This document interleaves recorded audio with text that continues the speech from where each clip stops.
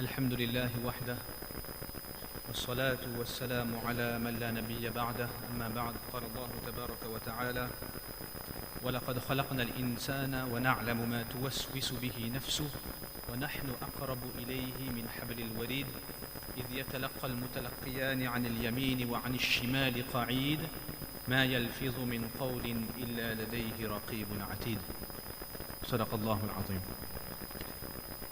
Chers frères, Allah subhanahu wa ta'ala, il nous a accordé un organe spécial, un organe qui régule tout en nous et qui peut réguler tout autour de nous. Bien entendu, on connaît que le cœur, c'est le centre même. Mais là, je ne parle pas du cœur. Je parle de la langue. La langue, c'est l'organe de la parole, l'organe de l'expression. C'est l'organe par lequel on se découvre. Et là, je vous explique d'après les hadiths du prophète sallallahu alayhi wa sallam. Et c'est l'organe par lequel aussi on crée des émotions fortes. On amène, on va dire, un bon mahol, dans un langage un peu moderne, des ondes positives ou bien des ondes négatives. C'est-à-dire on crée l'amitié, pas des alliances de circonstances, des amitiés sincères, des liens forts, rapprochement, tawfiq. Ou bien par cette même langue, eh bien il peut y avoir de l'éloignement, il peut y avoir de mauvaises pensées, de la haine, etc., etc. Et l'islam insiste sur tout ce qui touche à la langue. Et quand on dit la langue, on dit la parole. C'est pour cela, dans la salat, si l'imam ne lit pas, la salat n'est pas valable. Vous êtes d'accord avec moi? Très bien. Tout à l'heure, à l'heure du khutbah, malheureusement, il y a beaucoup de nos frères qui ne savent peut-être pas l'importance du khutbah et de l'importance d'écouter le khutbah. Lorsqu'on n'écoute pas le khutbah, on parle, donc on utilise cette langue, ça nous amène vers le péché. Vous voyez? Donc les ahkam de la sharia sont régis, régulés aussi par rapport à la langue. Et bien entendu, on va dire ça comme ça, révélateur de nos relations humaines, c'est par la langue aussi.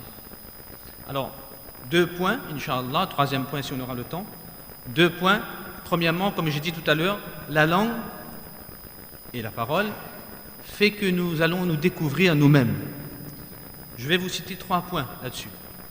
Le prophète sallallahu alayhi wa sallam, à travers les hadiths, il nous a beaucoup expliqué, faites attention à propos de la langue. Je ne vous parle pas de ça là.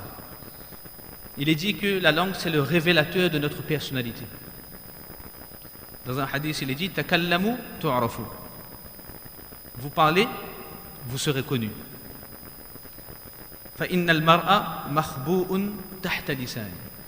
En ce sens que l'homme, il est caché derrière sa langue. C'est-à-dire, c'est lorsqu'il parle. Et d'ailleurs, parfois, lorsqu'on regarde quelqu'un, on a une image de la personne. Et lorsque la personne commence à parler, on dit ah mais c'est pas du tout ce que je pensais de toi. Oui ou non? Donc, la langue, c'est le révélateur de notre personnalité. Un 2e point, la langue, c'est le traducteur de notre corps, de notre cœur, pardon. La langue, c'est le traducteur de notre cœur.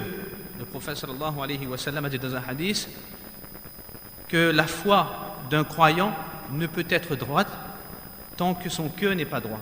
Et son cœur ne peut être droit tant que sa langue n'est pas droite. Donc 2 points. Je répète, la langue c'est le révélateur de notre personnalité. Et deuxièmement, c'est le traducteur de notre cœur. Et 3e point, la langue c'est le maître de tous les membres du corps.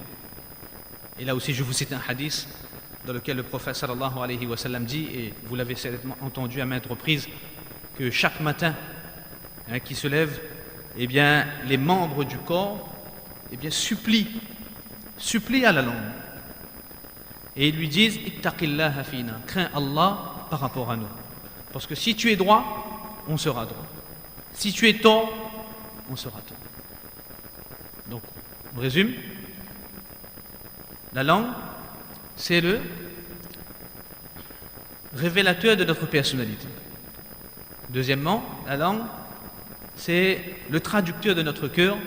Et troisièmement, la langue, c'est le maître des membres de notre corps. Ça, c'est le premier point. C'est-à-dire, vous imaginez l'effet que la langue peut avoir sur nous-mêmes? Vous imaginez, à travers les paroles du prophète sallallahu alayhi wa sallam, si on a compris ça, il est facile de comprendre que l'effet que peut avoir nos paroles autour de nous, c'est multiplié par 10, par 100, par 500, en bien ou en mal, hein, on est bien d'accord. Et c'est pour cela, si on peut retenir un point positif de ce que la langue peut avoir comme effet autour de nous, c'est la sécurité, c'est le khayr. Et pour illustrer cela, je vous dis le hadith du prophète sallallahu alayhi wa sallam, Al-Muslim man salim al-muslimuna min lisanihi wa yadihi. Dans une autre version, il est dit qu'on avait posé la question au prophète sallallahu alayhi wa sallam, qui est le meilleur musulman? Et le prophète sallallahu alayhi wa sallam dit, c'est celui dont les gens, dont les croyants sont protégés, ou bien n'ont rien à craindre. Voilà, n'ont rien à craindre de sa langue et de sa main. Vous voyez? Donc celui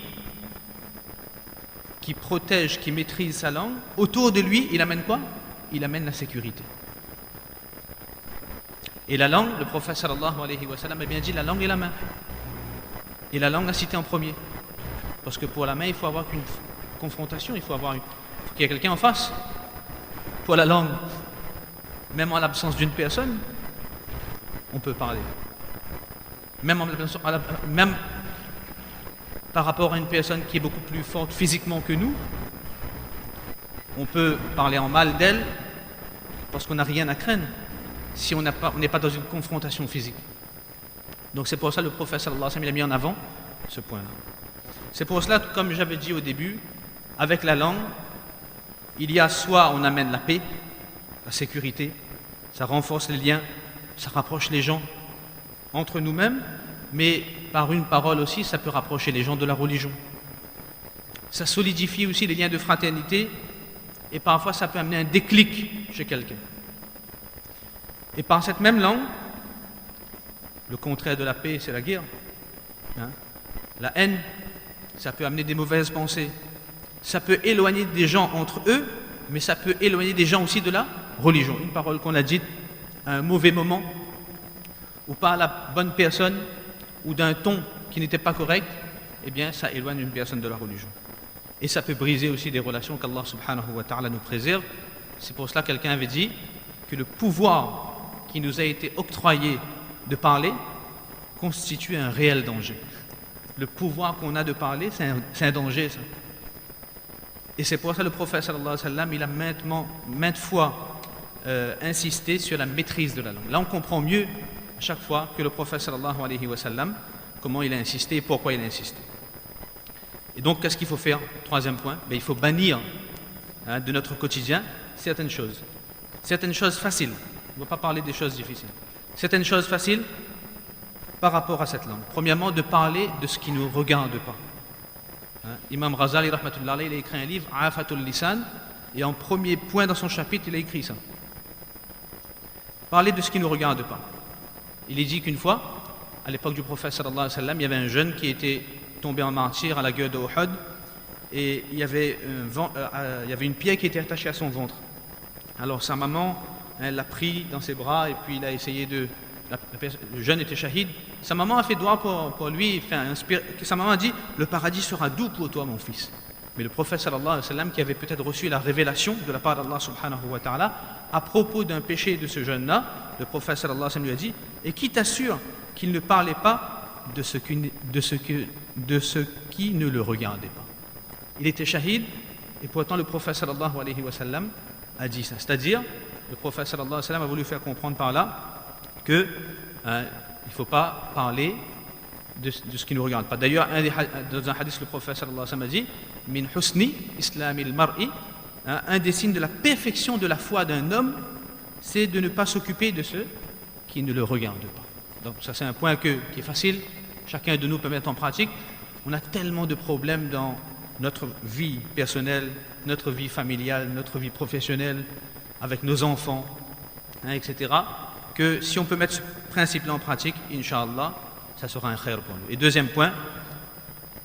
deuxième point, on termine là-dessus, Inch'Allah, c'est parler en plus à tort et à travers. Parler en plus à tort et à travers. Là, on ne parle pas des péchés, des grands péchés, là. On parle on va dire quelque chose qu'on peut ne pas. Parfois, les gens parlent, mais sans s'en rendre compte. Une fois, lorsque le prophète sallallahu alayhi wa sallam il est parti à Tabouk, il y avait Ka'b ibn Malik radiyallahu anhu, qui n'était pas venu pour les raisons qui lui sont propres. Et le prophète sallallahu alayhi wa sallam l'a puni, et le prophète sallallahu alayhi wa sallam l'a puni sur ordre d'Allah subhanahu wa ta'ala aussi. Mais le prophète sallallahu alayhi wa sallam ne s'est pas rendu compte qu'il n'était pas là. C'est comme si on voit quelqu'un tout le temps et on ne le voit plus à un moment donné. Et Ka'b, il s'est dit, je pars demain, et il n'est pas parti. Et il s'est dit, il y a 60 000 à 50 000 musulmans, le prophète sallallahu alayhi wa sallam ne verra pas mon absence, sauf si Allah lui dit. Sauf que le prophète sallallahu alayhi wa sallam, pendant quelques jours, il n'a pas parlé. Ensuite, lorsqu'il a posé la question, il a dit, oui Ka'b, je ne le vois pas.